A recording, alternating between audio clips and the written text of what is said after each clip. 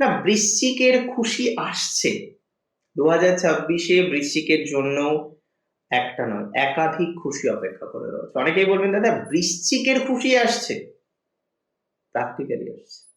আসছে বলবো না, ডেফিনেটলি আসছে। আমি মনে করি বৃশ্চিক রাশির ক্ষেত্রে প্রভূত পরিমাণে গ্রোথ 2026-এ আপনারা পাবেন। অনেকগুলো খুশির জায়গা আছে বৃশ্চিকে, তবে পরিবর্তন আছে কিন্তু বৃশ্চিকের।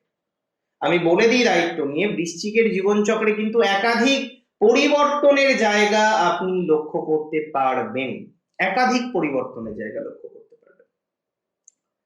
প্রসঙ্গত আমি আপনাদের জানাই, দেখুন বৃশ্চিক রাশির জাতক জাতিকাদের জীবনচক্রে সব থেকে ঝামেলার যে জায়গাটা, সব থেকে বড় সমস্যার যে জায়গাটা রয়েছে, সেটা হচ্ছে তাদের ফাইন্যান্স। আমার সাথে হয়তো আপনাদের মধ্যে 70 জন একমত।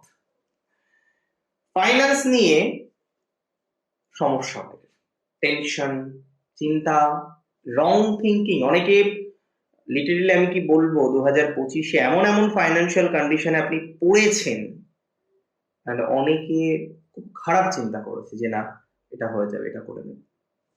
এগুলো ভাববেন না প্লিজ। এই ভাবনা চিন্তাগুলো বাদ দিন। এই ভাবনা চিন্তাগুলো বাদ না দিলে প্রবলেম।